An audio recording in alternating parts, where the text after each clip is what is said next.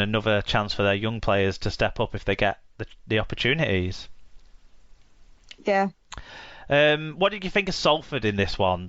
Really disappointing. How much was it that they just couldn't adjust after those injuries, and how much was it maybe something else? I don't know. I genuinely thought it was going to be a good, close match. I thought, I mean, obviously they ran an awful lot past us the other week, so they've clearly got try-scoring ability in them.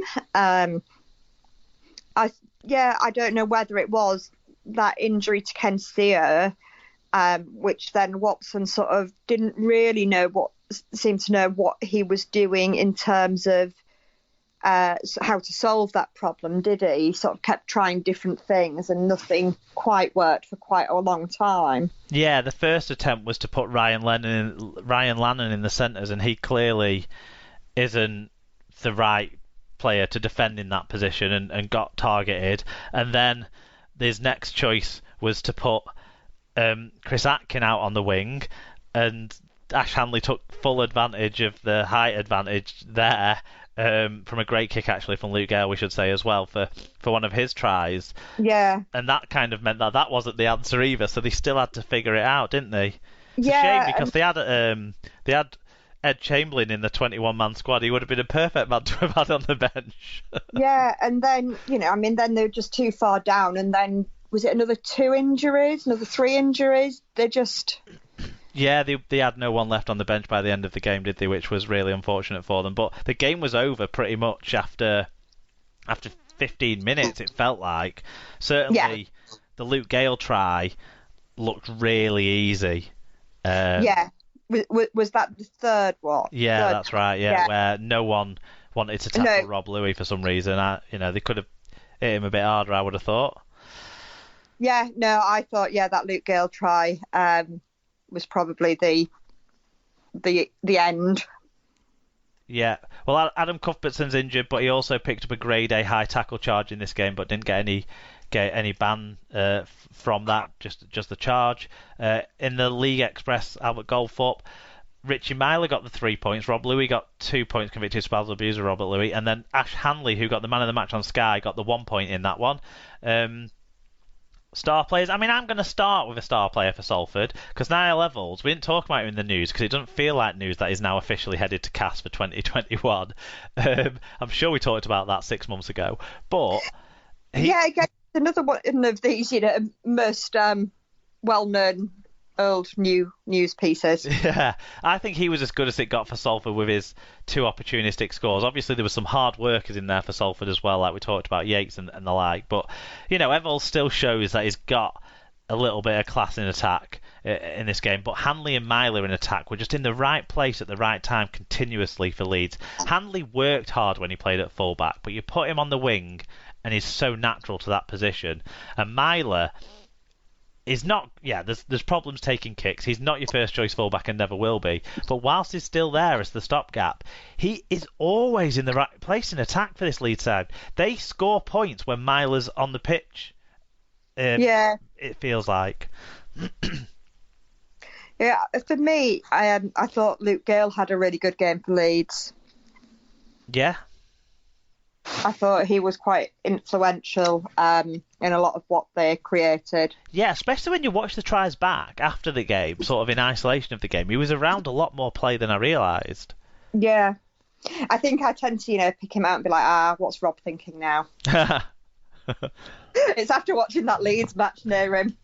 Yeah, after seeing him in full flow, in full Judas flow. Yeah.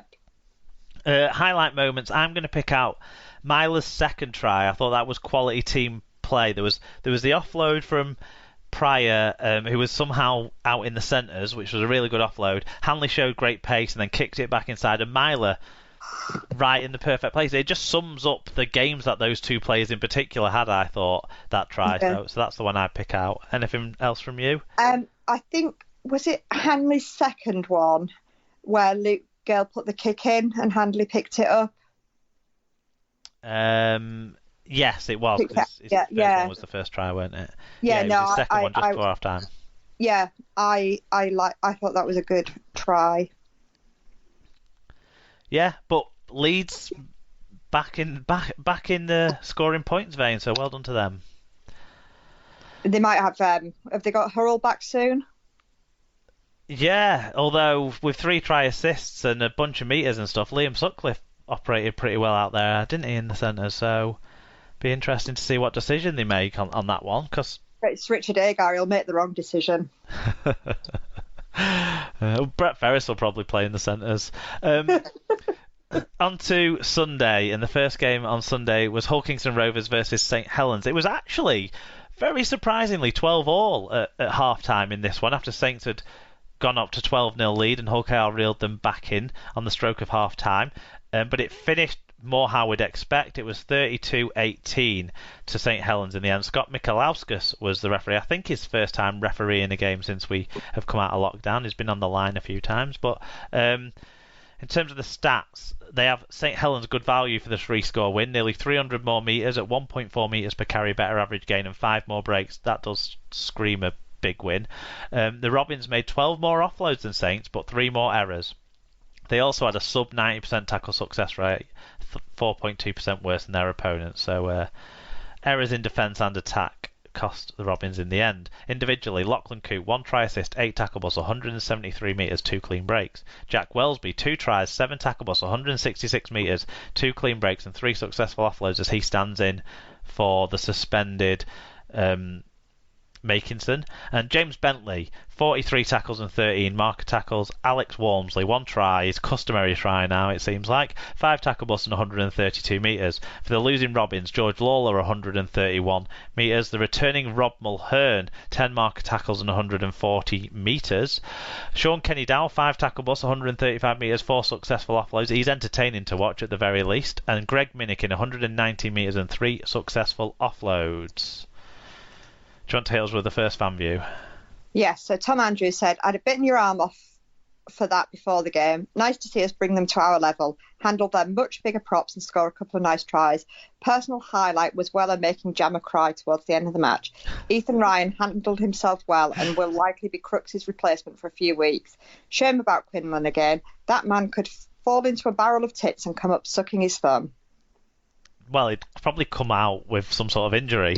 I was going to say a broken leg, surely. Yeah. St David said, the definition of scratchy. We didn't cope well with Rovers' offload and looked sluggish in the first 40. Played faster after the break and Roby did a great job at 7. Least said about Mickey Mouse, the better. 2 points onwards. I didn't notice anything controversial about the refereeing in this one. Well, anyway. Well, personally, David, I think you've got nothing to complain about. Paige said, Sir Tom's man crush has changed twice in the past 24 hours. From Crooks to Quinlan, now to Ethan Ryan, will work his way through the whole team by the end of the season. Well, where's Weller fitting Exactly. Was Weller before Quinlan, before Ryan, after Ryan? That's why I'm saying it's more like a moving league table than a just one man crush. Nice to see a team just throw the ball around and provide some entertaining rugby, but Saints were just too strong, was always going to share the second half. And Joshua's granddad said, credit to KR for effort and enthusiasm, just let down by a lack of end product, and Quinlan's injury will hurt in coming weeks. Lucky, no relegation. Once in gear, Saints too big, too fast, and too skillful. Aaron Smith came out of this one with a caution for dangerous contact, but no actual charge. In the League Express goal, 4 points. Roby, the stand-in scrum half, got 3 points. Lachlan Coote got 2 points, and James Bentley, who I think was the television man of the match, got 1 point. So entertaining first half, and then predictable second half. Yeah, I mean, I can't believe I'm saying this again. This is I'm on the pod recently that I'm actually going to say nice things about Rovers. I felt that they were hard done to. They had, it was all square. That kick went up that Regan Grace knocked on from, and Saints were then given the ball and went up the other end, and Nagama scored straight away. In the second half, wasn't it? Yeah, I vaguely remember there was a couple of 50-50s that involved Regan Grace, weren't there? Because that was a challenge for him. I think if Ethan Ryan was a little bit more polished, he'd have totally took advantage of that situation rather than just the partial, like, half advantages. And I think this is what you sometimes get. You sometimes get the more renowned as being a skillful, polished player will potentially get the rub of the green in 50-50 calls that are hard to make on the fly, like that, like maybe that one, because everyone talks about how great Grace is, but people need to see the skills out of Ethan Ryan as well that he can put up as well. Do you remember that try he scored for Bradford a few years ago where he kind of did the back heel kick and then went round the other side of the player and put it down to score? He's got skills. Yep. Yeah. So harshly done to, and obviously they lost Quinlan at the point where the game was still in the balance. That was a key injury for them, and whereas Saints can cope a bit better with an injury, and Saints did really well to play with the structure and organisation that they did after losing one of the playmakers sort of half an hour into the game when Theo Farge got injured, and it looks like he might be out for a couple of weeks as well with that knee injury, maybe more. I think they did really well to adjust to that, but they did. You wouldn't have realised that, you know, their main halfback, their controller, had gone off.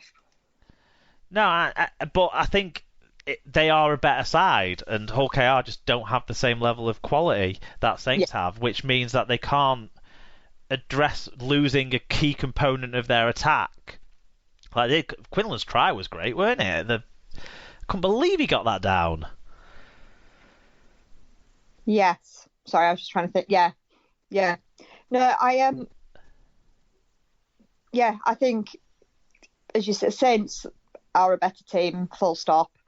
And it doesn't matter what you throw at them. It's very difficult to beat them. Yeah.